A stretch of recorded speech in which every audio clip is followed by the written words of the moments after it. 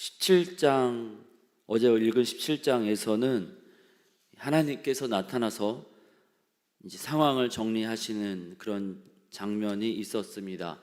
마른 지팡이 뿐인데 하나님께서 선택하신 아론의 지팡이에만 살구 꽃이 피고 열매가 피는 것을 보면서 우리가 하나님의 일을 감당할 때 마른 지팡이에 불과하지만 하나님의 은혜로 그 모든 것들을 감당하게 되는 것을 알려주셨습니다. 그것을 깨달은 이스라엘 백성들은 이제 우리도 할 수 있는데 당신이 무엇이간데 우리에서 왕 노릇하느냐 그렇게 따지지 않고 우리를 위해 그 일을 감당해달라 부탁을 합니다. 그의 하나님께서 백성들이 여러 가지 다툼이 사라지고 한 마음이 되었을 때 이제 하나님 앞에 나오는 제사장과 레위인의 직무에 대해서 오늘 18장에서 소개하고 있는데요. 세 가지 깨달음을 얻게 됩니다. 첫 번째, 성막을 섬기는 것이 이 섬기는 사람들에게 선물로 주어진 복이라고 하십니다. 구별되어서 성막에 관한 업무를 제사장과 레위인들이 감당하는데요. 이제 7절 말씀 보니까 너와 내 아들들은 제단과 휘장 안의 모든 일에 대하여 제사장의 직분을 지켜 섬기라. 내가 제사장의 직분을 너희에게 선물로 주었은즉, 선물로 주었답니다. 선물로 주어서 이것을 감당하게 되는데, 그러면 그냥 편안하게 누리는 게 아니라 다른 사람이 이 일을 하면 죽임을 당하고, 또 5절 말씀에 보면은요, 이 성소의 직무와 제단의 직무를 감당할 때 진노가 이스라엘에게 임하지 않는답니다. 1절 말씀 보면은 이 직무를 감당하는 것이 성소에 대한 죄를 담당하는 것이다 이렇게 얘기하거든요. 또 18장 1절 후반부에 보니까 너와 내 아들들은 제사장 직분에 대한 죄를 함께 담당할 것이니라. 새 한글 성경은 이 부분을 이렇게 번역합니다. 너와 너의 아들들과 또 너와 같이 있는 내 집안 사람들이 거룩한 곳 성소에 저지른 잘못의 짐을 짊어져야 한다. 너는 너와 같이 있는 너의 아들들과 함께 너희가 맡은 제사장 일을 하다가 저지른 잘못의 짐을 짊어져야 한다. 이 성막을 섬기는 것이 그냥 단순하게 그냥 섬기는 것이 아니라 좀 두렵고 떨리는 마음으로 행여나 실수할까, 또 이 백성들의 잘못에 대한 그런 것들을 대신 감당하는 것이라는 겁니다. 이것을 제대로 섬기지 않으면 이스라엘 백성의 진노가 임하고, 그러면 얼마나 부담이 되겠습니까? 누군가 나 대신에 이것을 하면은 또 죽임을 당하고 굉장히 두렵고 마치 이렇게 피하고 싶은 그런 일처럼 보일 터인데 이것을 선물로 주었답니다.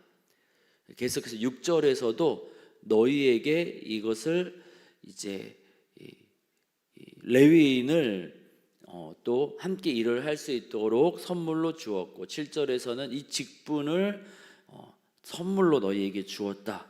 이 좀 두려운 이 일을 섬기는 것이 어떻게 선물이 될 수 있겠습니까? 왜 선물이 될까요? 선물은 받는 사람에게 자격이 있어서 주는 것이 아닙니다. 자격 없이 그냥 주어지는 것이죠. 아론과 그 아들들 또 레위인에게 자격이 있어서 이 일을 맡기시는 것이 아니라는 거죠. 선물은 어떤 사람에게 줍니까? 미운 사람에게 주는 것이 아니죠. 사랑하는 사람에게 주는 것이죠. 하나님이 아론과 그 아들들 레위인들을 사랑해서 선택하셨다라는 것이죠. 선물은 언제 선물입니까? 받는 사람에게 좋을 때 선물이 되지요. 크던 작던 받는 사람에게 유익할 때 선물이 됩니다. 다른 사람들과 구별되어서 하나님 앞에 가까이 나아가서 섬기는 것, 때로는 이 책임감이 좀 따라오고 부담스럽지만 누구에게 가까이 가서 섬기는 겁니까? 하나님 앞에 가까이 가서 섬기는 것이잖아요. 세상의 쾌락을 부담감, 책임감으로 더 이렇게 자유롭게 즐기기 어렵겠습니다만 하나님과 가까이 하기에 복입니다. 시편 73편에 시편 기자가 고백하죠. 하나님께 가까이함이 내게 복이라. 하나님께 가까이 하는 것, 그 하나님과 가까이 할 수 있다는 것이 큰 복이라 이야기하고 있습니다. 이것이 출애굽해서 광야 여정 가운데 또 가나안 땅으로 들어가는 아론의 아들들과 레위인에게 국한되는 일일까요? 이 말씀이 단지 그때 그 사람들에게만 적용되는 말씀일까요? 베드로전서 2장 9절에는 우리 예수님을 주로 고백하는 모든 그리스도인들이 하나님께서 택하신 족속이요 왕 같은 제사장들이라고 또 그렇게 알려주고 있습니다. 먼저 은혜로 선택받아서 예수님을 알게 되었습니다. 그리고 그 예수님의 사랑과 은혜를 세상 가운데 드러내는 그러한 역할로 세상의 빛과 소금으로 살아가는 그러한 영적인 일을 감당하라고 먼저 선택받았습니다. 우리가 그리스도인으로 살아가는 것, 이것이 바로 하나님께서 우리 그리스도인들에게 주신 선물이며 복인 줄 믿습니다. 세상 사람들은 좀 잘못해도 사람들이 손가락질 하지 않습니다. 뭐 그럴 수도 있지. 하지만 예수 믿는 사람들이 잘못하고 특별히 교회에서 어떤 직분을 맡은 사람들이 좀 잘못한다 하면은 어떻게 그럴 수 있느냐고 막 화를 냅니다. 왜냐하면은 그런 것들을 요구받는 사람들이기 때문입니다.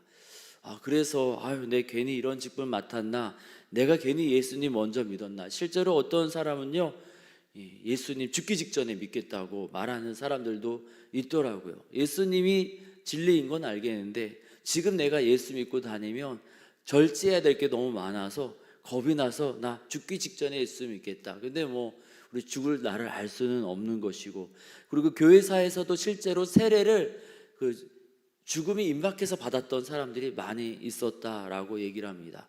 기독교를 공인했던 그러한 이 로마의 왕조차도, 콘스탄티누스조차도 세례를 나중에 받았거든요. 왜냐하면은 세례 받은 사람으로서 구별되어서 살아가는 거에 대한 이 부담감, 책임감이 너무나 부담스러워서 나중에 세례를 받는 사람들이 실제로 있었다고 합니다. 하지만 젊었을 때부터 하나님과 동행하며 하나님께서 맡겨주신 빛과 소금으로 예배자로 살아가는 것이 부담은 되지만, 하지만 그것은 하나님이 우리에게 선물로 그러한 자리를 주시는 것이라고 오늘 말씀을 통해서 주님은 알려주십니다. 세상적인 쾌락을 자유롭게 누리지 못하는 것 때문에 안타까워할 것이 아니라 더 큰 복이 하나님과 가까이 함으로 우리에게 주어짐을 기억하면서 또 하나님을 먼저 알아서 먼저 빛과 소금으로 살아가는 것을 감사함으로 누리고 살아가는 우리 모두가 되기를 원합니다. 두 번째로 하나님은 섬기는 이들의 필요를 채우신다고 알려주십니다. 20절과 24절에 보니까요, 아론의 아들들과 레위인들에게는 이 땅에 기업이 없답니다. 땅도 주지 않겠답니다.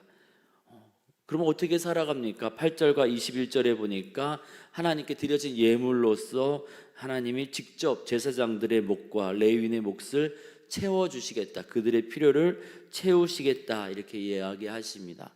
그렇게 해서 필요를 채워주시는데 하나님이 채워주셨으니 하나님이 그렇게 필요를 채워주시겠다 약속하고 있습니다.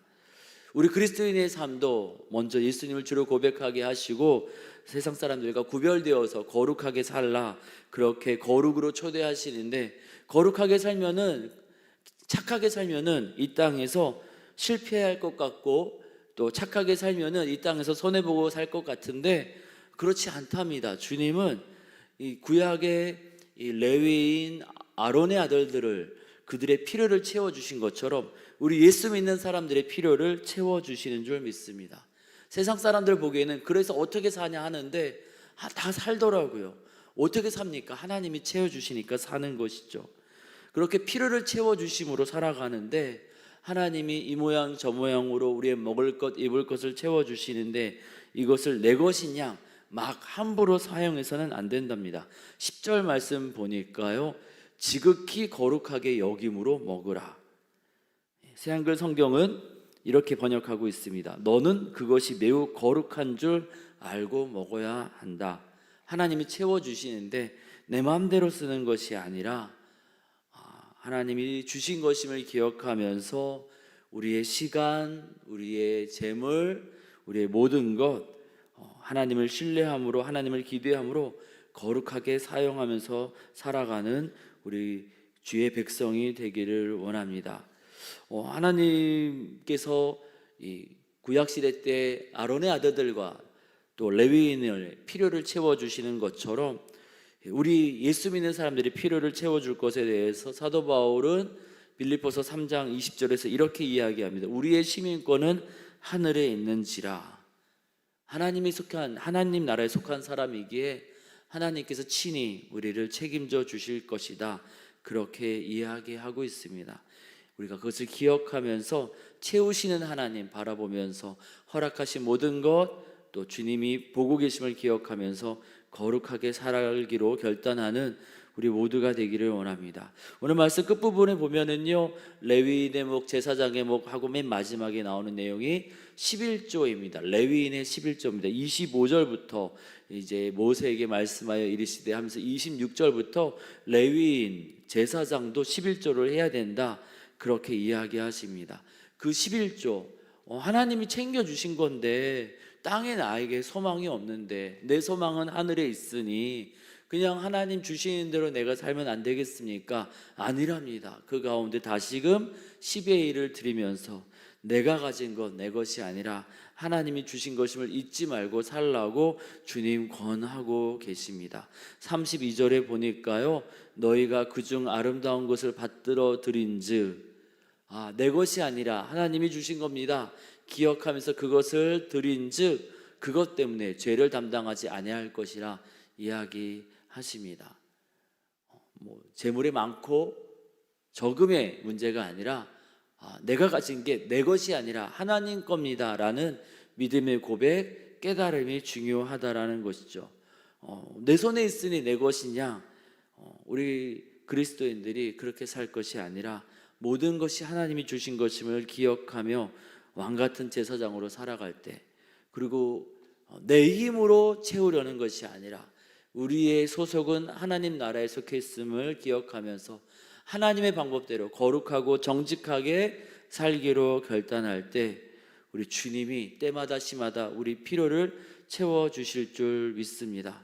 저는 바라기는 우리 예수 믿는 정치인들이 이것에 대한 확실한 믿음이 있었으면 좋겠습니다. 거짓을 말하고 불법을 또가 타협하면서 정치인으로 성공하기 위해서 이단 또 타종교와 그렇게 비밀리에 결탁하는 그런 어리석은 선택을 하는 것이 아니라 나 그리스도인이지, 내 소속은 하나님 나라지, 하나님이 레위인과 제사장의 필요를 채우신 것처럼 왕같은 제사장인 그리스도인인 나의 필요를 채워주실 것이지, 그 믿음 가지고 거룩하고 정직하게 또 여러 가지 많은 맡겨진 일들을 감당함으로 정말 하나님 기뻐하시는, 또 사람들에게 존경을 받는 그러한 일들이 우리나라의 그리스도인들을 통해서 드러나게 해달라고, 그리고 그러한 그리스도인이 우리 한마음교회 성도들과 또 우리 한마음교회 자녀들이 그러한 그리스도인 되게 해달라고 기도하며 나아가기를 원합니다.